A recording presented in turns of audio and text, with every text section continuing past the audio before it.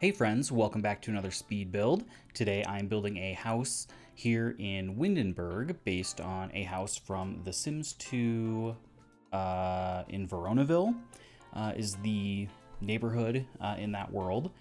And this is going to be for one of the Capp families. There's actually 3 different households from The Sims 2. So this is for one of them. And this one, there are 3 Sims. There is Reagan, Cornwall, and Kent. And so it's like a married couple, and then the wife's brother-in-law brother who lives with them. And if you aren't familiar with the Capp family, basically Veronaville in The Sims 2 is based off of a couple different works of Shakespeare. So the Capp family is based on the Capulets from Romeo and Juliet. And then there's the Monty family, which is the Montagues from Romeo and Juliet. And then there's also a family, I believe called Summer Dream, that's based on A Midsummer Night's Dream. So yeah, I'm pretty excited to get to this world and recreate these lots. I thought Windenburg made a lot of sense. It has a lot of the same style as a lot of the houses from Veronaville and The Sims 2 does. So when you start the game in The Sims 2, this household, this part of the Capp family, isn't actually living in a house yet. They're just like one of the households you can move into a lot. But in Veronaville, there's like a whole bunch of different empty houses that you can choose from. So this is one of them. There's actually a couple that have this sort of, I guess, this sort of layout. There's a whole bunch that are this sort of Tudor style. And then this one, it's technically, I mean, it's really like 2 houses side by side in the same lot, which I've always thought was really cool in The Sims 2. And pretty much all of the families from The Sims 2 Veronaville are like wealthy, but the Capp family always really felt like old money to me. So like the main household has like this really grand house and estate. But I wanted to do, something nice for the smaller households too. And I thought this, lot with the 2 different houses made sense, because I was going to have like the married couple in one, and then the brother who's just kind of crashing with them. Apparently his life has fallen apart, which I can relate. I'm having him live in the other house. And the Capp family in The Sims 2 has 5 generations total. Obviously they're not all alive when you start the game, but yeah. So there's this family. I think they would technically be the 4th generation, and then there are like a younger generation that has like Juliet and all of them. But yeah, I also want to kind of recreate the whole family tree in The Sims 4. Which I think is over like 40 Sims that would have to be created. So I was going to try to do it before I did this build and before I kind of started building all of their houses. But I didn't realize that there were so many Sims to create. So that's going to take a little bit longer than I was expecting. But yeah, so I don't have them made yet. I could have just made the 3 of them, but it would have been more difficult to try to like get them into the family tree and all of that. So I wanted to do it correctly. So that'll be a different project. So at this point in the build, the floor plan is fairly accurate from the original version, but I do switch up where the stairs are here. And then I'm going to move the bathroom over, that's downstairs, because I wanted to put the fireplace over on this side, since in the original, this upstairs fireplace is kind of in the middle of the room. And I thought it would make more sense to have the fireplaces, kind of like above each other. And then I also made the bathroom a bit different upstairs, because I wanted the fireplaces to, be at least somewhat realistic. I don't know. But yeah, over in this kind of smaller guest house, I'm not really sure what the intended purpose of this was. I guess maybe if it's like you have like servants or something who would live here, but you wouldn't really have that in The Sims, I guess. Although, I mean, you could have a butler, but I'm not sure they would need an entire house. But I do like this sort of setup for like mixed families and like multi-generations, things like that. I think that, works really nicely for that kind of gameplay. But yeah, so here in the living room, the furnishings are pretty simple, I guess, kind of older style. However, I did leave in how indecisive I was in picking out different pieces, because I actually cut out a lot of my indecisiveness from doing like the windows and a bunch of other things. So I thought I would give you a peek into how how I cannot make decisions, I guess. But yeah, so it starts off over here, but I thought it was too far away from the fireplace, so I wanted to move it a bit closer.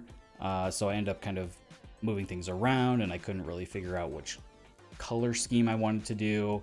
And then this was feeling like way too much furniture. It was just like swamping the whole room. So I ended up doing a love seat instead of like a 3-seat sofa. And I think that made a really big difference. I also didn't put a TV in this living room. I'm imagining that the married couple who are living in this part of the house, maybe they're a bit more serious. They don't really watch a lot of TV. They just read a lot more. So yeah, there's definitely plenty of books to read and other things for them to do. But yeah, you can see I've switched out the color of this rug a few times and these chairs and moving things around. So this is all the stuff that I normally cut out because it always takes just way too long. But I thought I would show you what that is like today. And for the bookcase, I really like this thinner base game bookcase that I think is one that you can unlock. I don't end up using it down here because I kind of wanted to do something a little bit different, and it was feeling a bit cramped next to the fireplace. So I do put it upstairs, and I think that is fine. And the one that I ended up using downstairs in the living room, I don't know if I've actually ever used that object. So yeah, I thought it matched the fireplace really nicely, and decided to use one of those beautiful jazz paintings that we got like 30 of in the base game. Gotta put those to good use. And yeah, I originally put the chess table downstairs, but I do move that later. And then I just do a powder room for this bathroom. Pretty simple. I'm imagining maybe some of the rooms have been updated. Some of them are kind of like an older style still, but I imagine maybe the tile in the bathroom has been, kind of recently renovated. And then this room is the kitchen and dining room, kind of a combo. And I decided to switch up the windows a little bit so that the counters would fit under them better. And I changed the layout of this a bit. In the original, there was actually like a separate, like really small room where the kitchen was just kind of crammed into, but I wanted to make it, a bit more open and spacious. So change that up a bit. Maybe, this has also been, kind of renovated a bit, even though the counters are, a little bit older, but I think they fit the style of this house pretty nicely. And then, yeah, just do a dining table over here. Pretty basic. It also takes me a minute to figure out a rug for this area, mainly due to the size and the spacing. I couldn't find one that fit in there super well that I liked, but this one turned out, okay. And then I was thinking of doing counters all the way across, which certainly could have worked, but I also was originally going to have windows in there, and then I don't think I end up even having windows on that wall, so yeah, just went with a kind of I think that's one of the base game, like China hutches, and then of course I have to put a plant in the corner. And I'm also glad that I had the opportunity to use this herringbone wood flooring in the house. I think it suits the style of the house really well. Plus it's like really expensive, so I don't normally use it in houses. So it's nice being able to use that here. And then upstairs there's space for 2 bedrooms, and I just end up doing 1 bedroom, and then I make the other one like an office space. So this is just where Reagan and Cornwall, this is their bedroom. And yeah, pretty simple. A lot of base game furniture actually, which worked nicely with the with the style, some different pictures, and then I use these same curtains pretty much throughout the entire build. They worked out really nicely. I believe those are the ones from Seasons, and I just add in some different clutter items here, and I believe that mirror is from Parenthood, which worked nicely in there. And then for this bathroom, this is definitely a departure from the original floor plan. So it's kind of nice because there's like a separate toilet room and a separate kind of shower, stall room, whatever. And yeah, I was originally going to use the both the tile and the wallpaper that came with growing together. But I thought it was kind of odd that the wallpaper had like a wooden baseboard around the bottom, at least for the shower room. I know obviously it doesn't matter in The Sims, but it just felt weird putting that in there. So I just do like a subway tile throughout, which I think is, it works fine. So here is the office space that I mentioned before. I thought that made more sense. They don't have any kids. I don't know. I don't really see them having kids, but obviously you can tell whatever story you want, especially since the one of the other Capp households has like 4 kids. So maybe they decided they don't want any kids. Who knows? So yeah, just made it pretty simple office. I moved the chess table up here and did, the bookcase and all of that. And then I was thinking of switching up the main bath a little bit with like different colors and stuff, but wasn't really working. So yeah, just simple furnishings in the bathroom, more expensive ones, but since people aren't really going to be using this bathroom very much, I didn't add a whole bunch of clutter or anything to it. And then for this sort of hallway landing area, again, not a whole lot going on. I add in a bookshelf eventually, and I'll just do like a nice chair and an end table, just to have just another area to read. I was kind of struggling to think of skill items that I thought suited The Sims. Like I could have added an easel, which would be nice for getting your painting skill up, but I didn't really see them as being painters. But I don't know. I guess I could have added maybe like a piano would have made sense, either up here or down in the living room. I think that would probably suit it. Even if they don't really play, I could imagine them just owning one just because. But I do add in a telescope here. That's mainly for Kent, the brother. I believe in The Sims 2, his personnel or his aspiration is one of the knowledge ones, so he just wants to learn a bunch of things and all of that. And then for his house, I guess it is like a separate house. I did kind of like, I imagine him as maybe like a young bachelor, kind of a little bit of a mess. That's hence why he's crashing with them.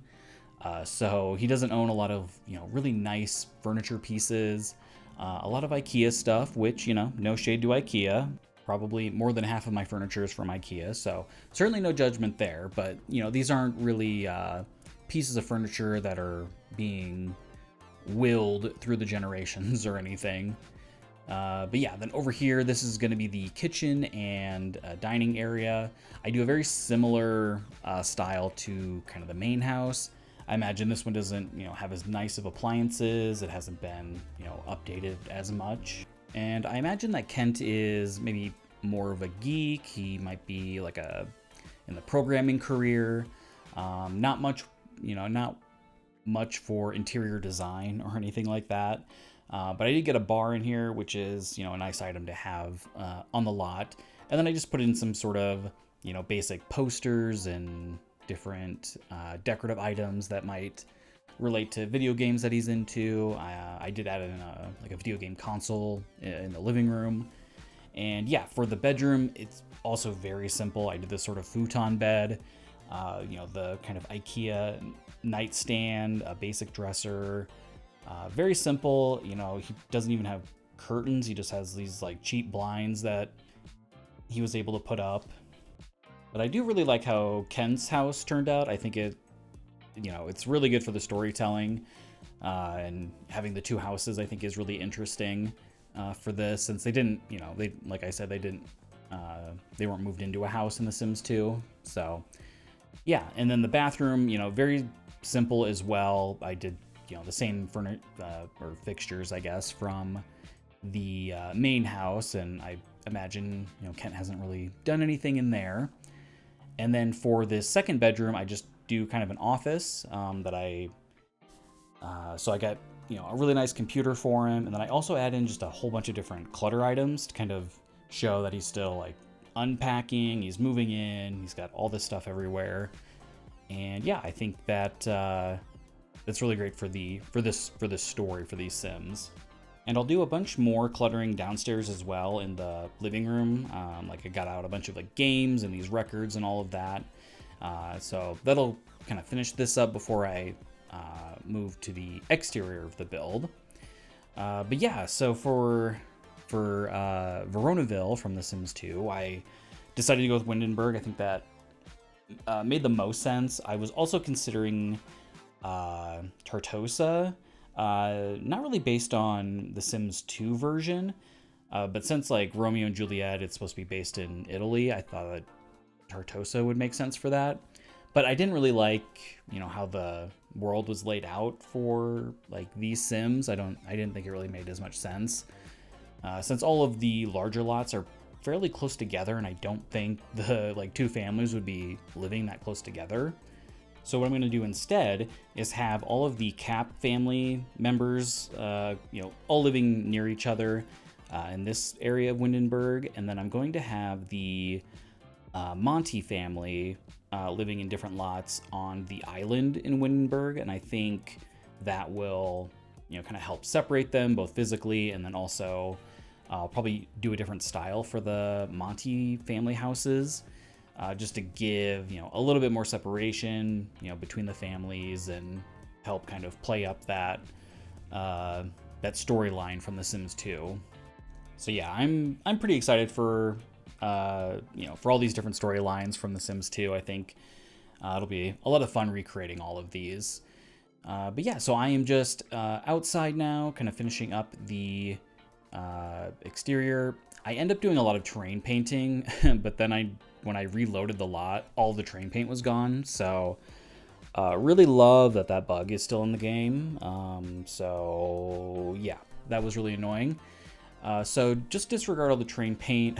I end up just, I didn't put it in the video because I did it later, but I just end up adding the same stone that I put around the pool in the front, and I think that it looks fine. It's not quite as nice as the terrain paint, but you know, I didn't really want to deal with it disappearing on you again, which I'm sure it's probably doing for all of my builds now. So I don't know, maybe I won't bother with doing terrain paint anymore, which is really unfortunate because I don't know, I think the terrain paint adds so much more dimension to the exterior, but yeah. Also, I wasn't originally going to add a pool because I didn't really think of these people as people who would be, you know, swimming and splashing around in a pool very much. But I did it more as like a status symbol. Like I think they would have a pool just because they think they should. So I don't imagine them doing a lot of swimming, but I thought it made sense for their story still. And now I'm just kind of, you know, going around and doing all the lighting. Love doing this last. It just, you can really, you know, see how things are going to look when it's nighttime and you're adding in all the lighting. So yeah, I like to do this last. Do a lot of kind of older style lighting in most of the house. And then, yeah, kind of pretty simple overall. And then that'll pretty much wrap it up. I'll leave you with some screenshots, but I just want to say thank you so much for watching today. I really appreciate it. I know there's a million things you could be doing. If you enjoyed the video, please leave a like and subscribe if you'd like to see more. Thank you so much. Have a great day.